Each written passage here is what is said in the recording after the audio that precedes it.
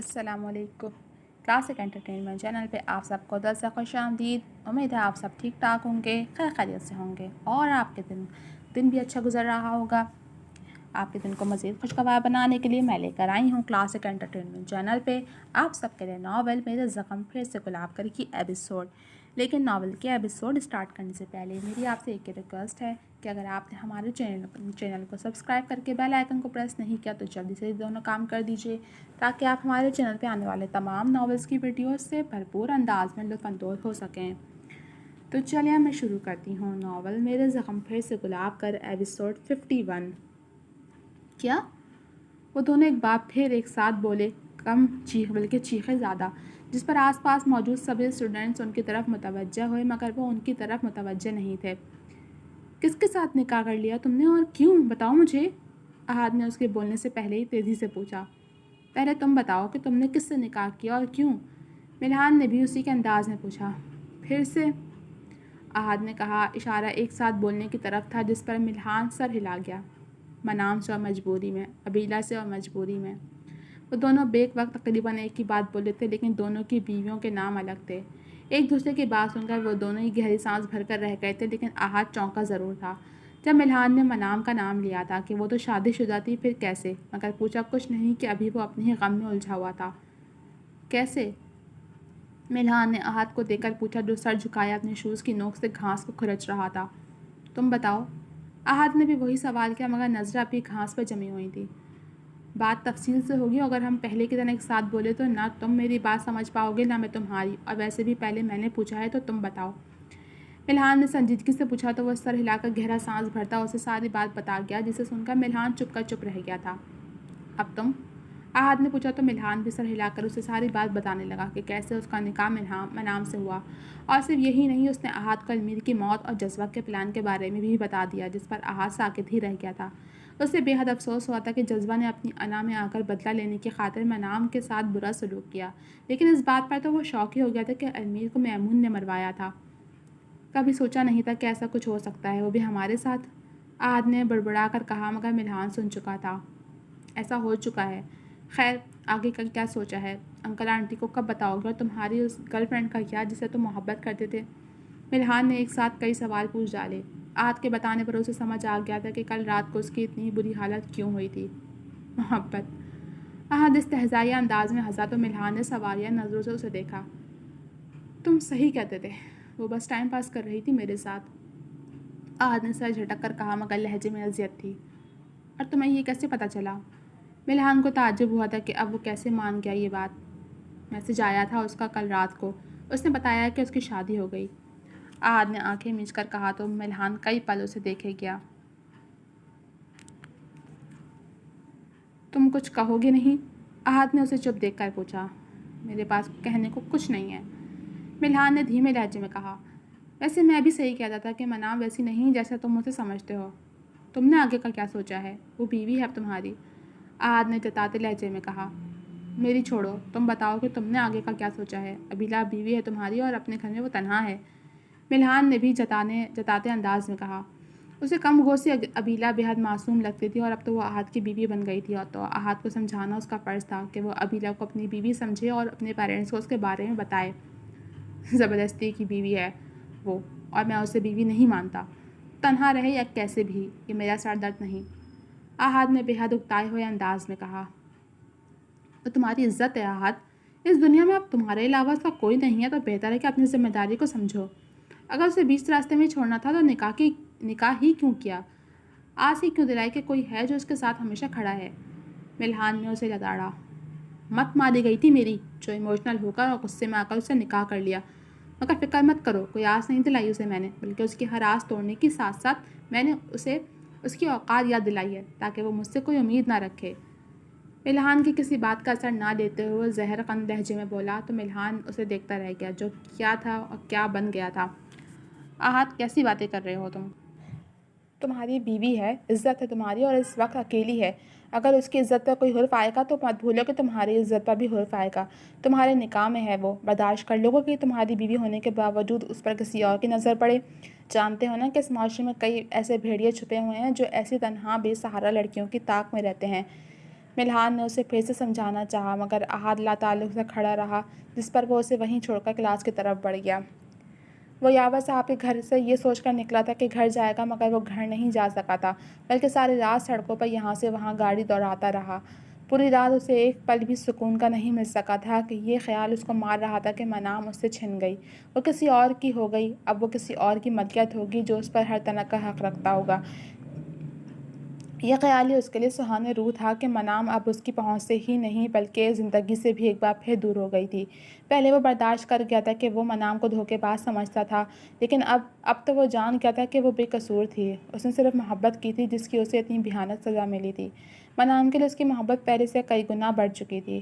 وقفے وقفے سے وہ سڑک کنارے گاڑی روک کر روتا رہا تھا، جس کی وجہ سے اس کی آنکھیں بے حد سوجھی ہوئی تھیں اور سرخ بھی ہو رہی تھیں۔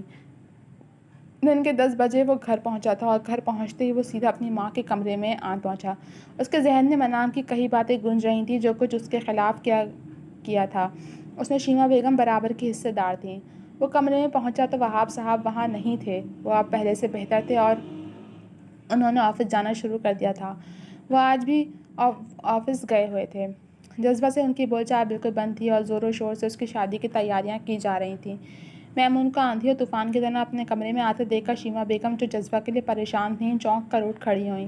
کل منام سے ہوئی ملاقات اور جھگڑے کے بعد جو حقیقت ان پر منکشف ہوئی تھی وہ ان کو کانٹوں پر دھکیل گئی تھی کہ ان کے اتنا سب کرنے کے بعد ہی منام اپنی زندگی میں خوش تھی اور دوسری شادی بھی کر چکی تھی، وہ بھی اس لڑکے کے ساتھ جس کو ان کی لاڈلی بیٹی پسند کرتی تھی۔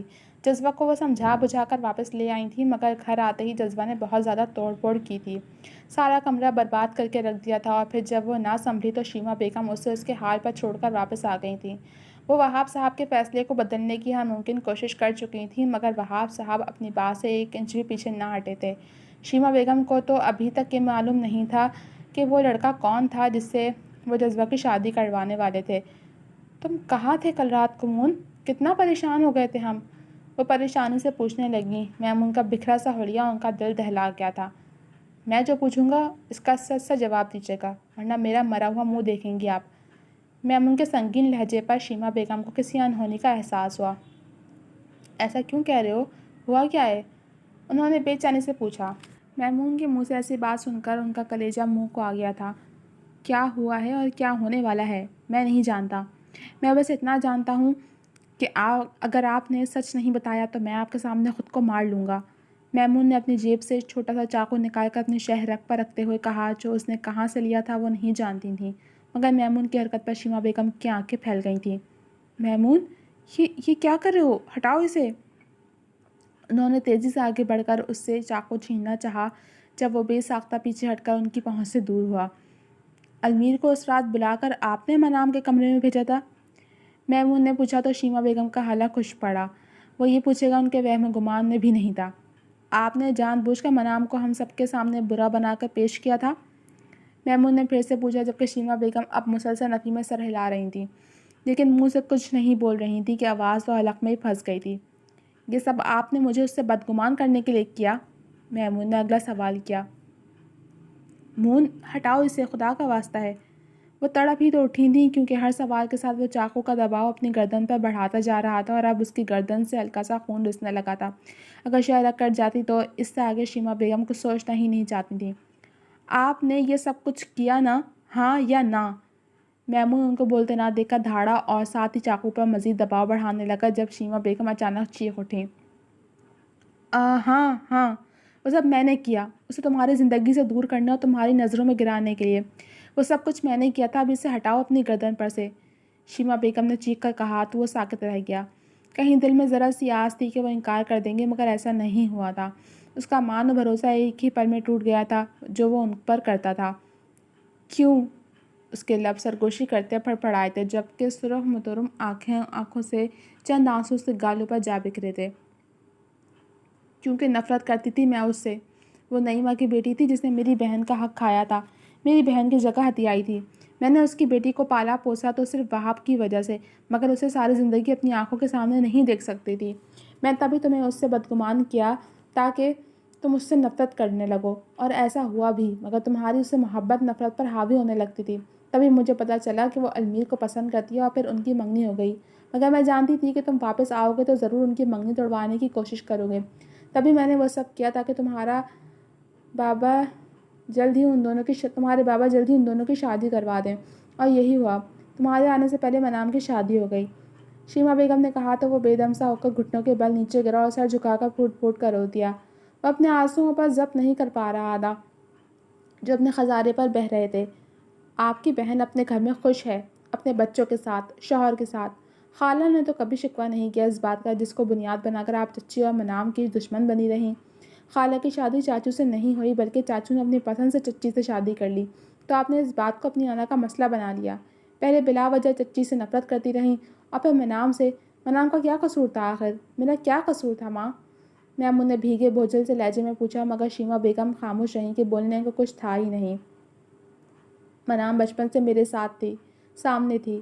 اس کا رونا، اس کا ہنسنا، کھیلنا، پڑھنا، اپنے ماں باپ کو یاد کرنا، اس کی چہکار، اس کے بچپن سے لے کر جوانی تک کا ہر لمحہ میری یاد میں محفوظ ہے، میرے دل میں محفوظ ہے۔ میں اس سے محبت کرتے ہوئے بڑا ہوا ہوں ماں۔ میرے جینے کی وجہ تھی وہ، جسے آپ نے مجھ سے دور کر دیا اپنی بلا وجہ کی نفرت کے باعث۔ پہلے آپ کی وجہ سے وہ المیر کی ہو گئی اور اب رانیہ کی وجہ سے وہ نہ جانے کس سے شادی کر کے مجھ سے مزید دور ہو گئی۔ نہ جانے کہاں ہوگی، کس حال میں ہوگی، اس کا دوسرا شوہر کیسا ہوگا۔ یاور انکل نے کہا وہ بہت اچھا ہے۔ کیا وہ اتنا اچھا ہے کہ وہ میری تنہا منام کا خیال رکھے، اس سے محبت کرے؟ یہ آپ نے کیا کر دیا ماں؟ اپنے بیٹے کا دل کا خون کر دیا آپ نے۔ میمون ان کی طرف دیکھتا ہوا گڑ گڑایا تو وہ تڑپ کر اس کی طرف بڑھی، مگر وہ تیزی سے اٹھ کر پیچھے ہٹا اور نفی میں سر ہلایا۔ آپ کا میمون مر گیا ماں۔ آپ نے اپنی انا میں اپنے بیٹے کو قربان کر دیا۔ میرے ساتھ جو کچھ آپ نے کیا میں وہ معاف کر سکتا ہوں، مگر جو مانو کے ساتھ کیا وہ کبھی نہیں۔ آج سے میمون آپ کے لیے مر گیا اور میمون کے لیے آپ بھی مر گئیں۔ میمون نے اپنے آپ کو سنبھال کر ٹھہر ٹھہر کر کہا اور پھر شیما بیگم کو ساکت چھوڑے کمرے سے نکل گیا۔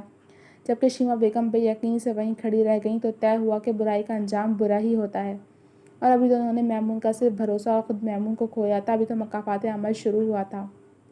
وہاں سے لڑکھڑاتے قدموں سے سیدھا اپنے کمرے میں آیا جہاں رانیہ بیٹھی ہوئی تھی۔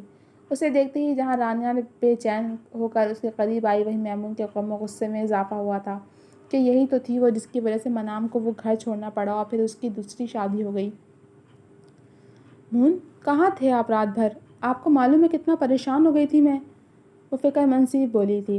اب میمون کو اس سے مزید نفرت ہوئی۔ ایسا کوئی حق نہیں دیا میں نے تمہیں جو تم یوں میری فکر میں ہلکان ہو رہی تھی۔ فکر مت کرو، تمہیں مار کر ہی مروں گا، میمون نے درست لہجے میں کہہ کر اپنے قدم بیڈ کی طرف بڑھائے جس پر وہ لب بھینچ کر رہ گئی۔ بیوی ہوں آپ کی، آپ حق دیں یا نہ دیں حقیقت نہیں بدلے گی، رانیہ نے دھیمے لہجے میں کہا تو وہ اس کی طرف پلٹا۔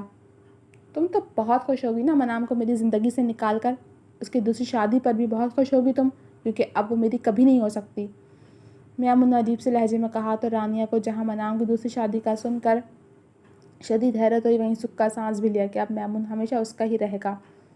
مجھے نہیں پتا آپ کیا کہہ رہے ہیں، رانیہ اس کے عجیب سے انداز دیکھتی بوکھلا کر بولی۔ میری نظروں کے سامنے سے اور میری زندگی سے دفع ہو جاؤ ورنہ میں تمہیں ہمیشہ کے لیے اپنی زندگی سے نکال دوں گا، میمون نے انتہائی سرد لہجے میں کہا تو وہ بے یقینی سے اسے دیکھتی رہ گئی۔ وہ اسے طلاق کی دھمکی دے رہا تھا، وہ اتنی ناسمجھ تو نہیں تھی کہ سمجھ نہ پاتی۔ میمون، وہ اسی بے یقینی کے تحت اسے پکار بیٹھی۔ جاؤ گی یا میں نکالوں؟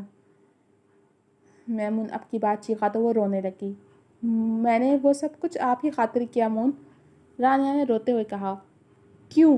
میں نے کہا تھا کہ منام کو تکلیف دو، اس پر تشدد کرو، میں نے کہا تھا کہ اس کے ساتھ جانوروں جیسا سلوک کرو، پھر ہی میں تمہاری محبت پر یقین کروں گا، بولو نہیں نا؟ تو اب دفع ہو جاؤ یہاں سے، میمون حلق کے بل چلایا تو وہ سہم کر 2 قدم پیچھے ہٹی۔ میں آپ کے بغیر مر جاؤں گی مون، وہ اسے دیکھتی پھر سے رو پڑی۔ جی تو جناب، اب تک کے لیے صرف اتنا ہی۔ کیسے لگی آپ کو یہ ایپیسوڈ؟ کمنٹ سیکشن میں اپنی رائے کا اظہار ضرور کیجیے گا۔ جلد ملیں گے آپ سے اگلے ایپیسوڈ کے ساتھ، تب تک کے لیے اللہ حافظ۔